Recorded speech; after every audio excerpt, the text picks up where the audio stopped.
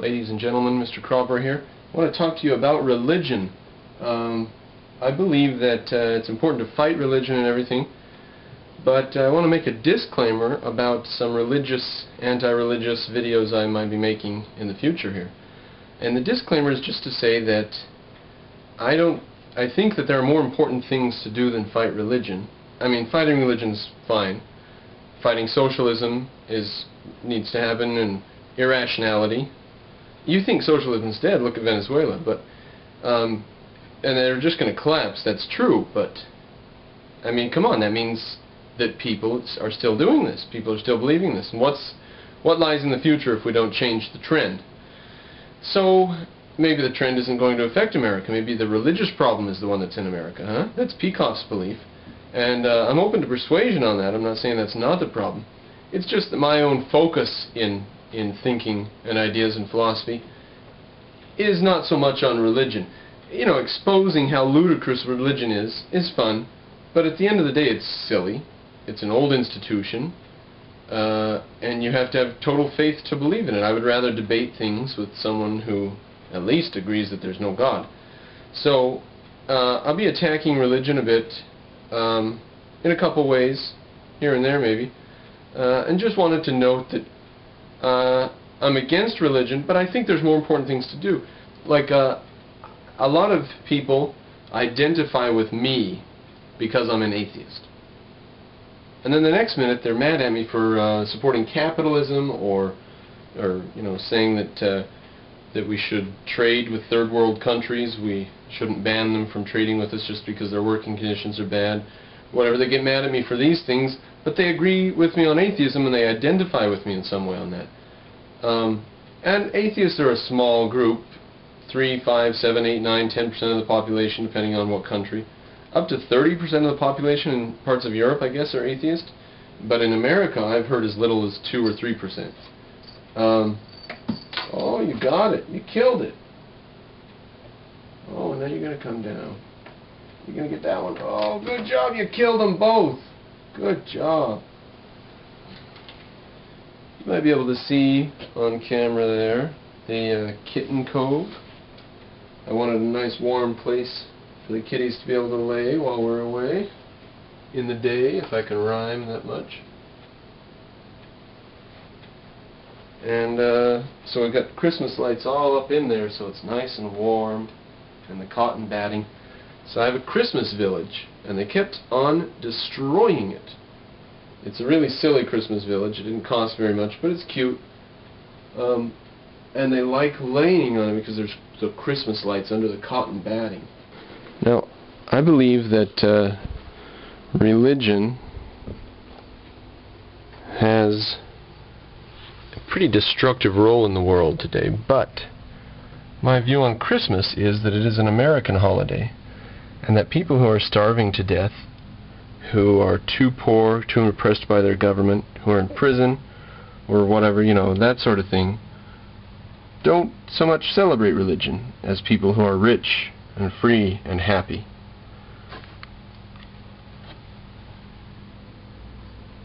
Christmas is a celebration of people who are rich and happy in some way, and it is the American holiday.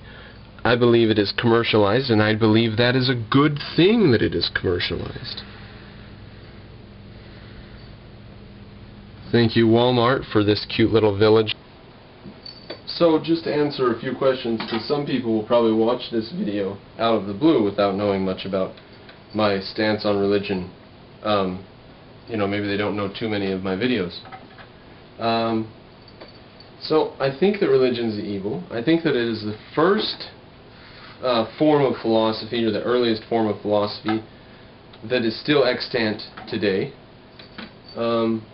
Any other form of earlier philosophy would have had to take the similar form of religion, but in like a system of animism or something. But religion is just like a hangover from the pre-scientific age of ideas. And I do have to say, most of the world is still living in the pre-scientific age of ideas. You tell them about the scientific nature of philosophy and ideas, and they scoff at you, and they really ridicule you. They make dozens of videos, for example, on YouTube, parading like a circus all kinds of fallacies about your ideas on the importance of philosophy and history. It really amuses them. So they haven't discovered the scientific nature of ideas. And the scientific nature of ideas was first hit upon by the Greeks. So it's an old idea. It's not like a new thing that we have to get everybody caught up on. But once we get everybody out of the religion mindset and teach them that ideas and thoughts are objective and we can have reality and it's accessible to us and the universe is knowable and all that stuff, then religion can go, mysticism can go,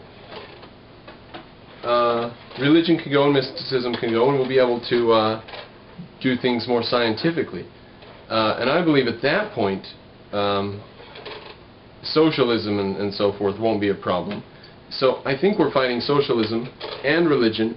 It's the one and the same phenomenon, and it's which set of ideas are more influential in which place. It's basically the fascism, communism. It's all destructive altruism. So just wanted to put that up. I'm not like Pat Condell or Cap'n Awesome, who's the essence, their main theme is anti-religion. That's not me. I'm against religion. It's evil, and religion's one detail. So let me just make one closing note on that. A lot of people have come to agree with me, maybe not as aggressively and rudely as I say it, but they've come to agree with me that Zorio isn't as knowledgeable as he poses, let's say. Let's just put it that way.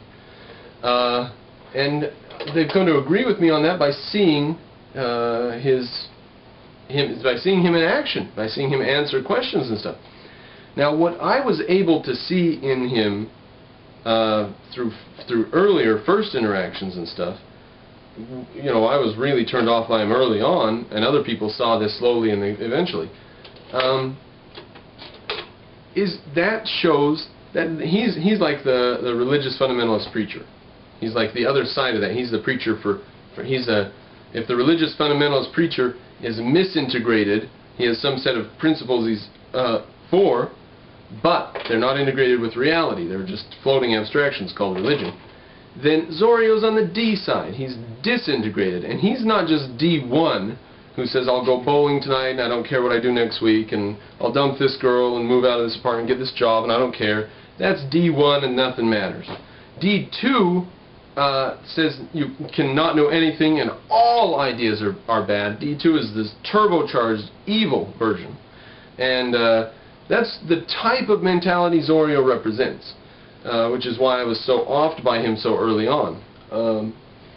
So people are beginning to see that, and it's a hint at the fact that we need to fight not just against God and preachers and religion and that, but we need to fight against Zorio, because it's going to be the atheists who set up the next communism, and atheism is no good in a concentration camp.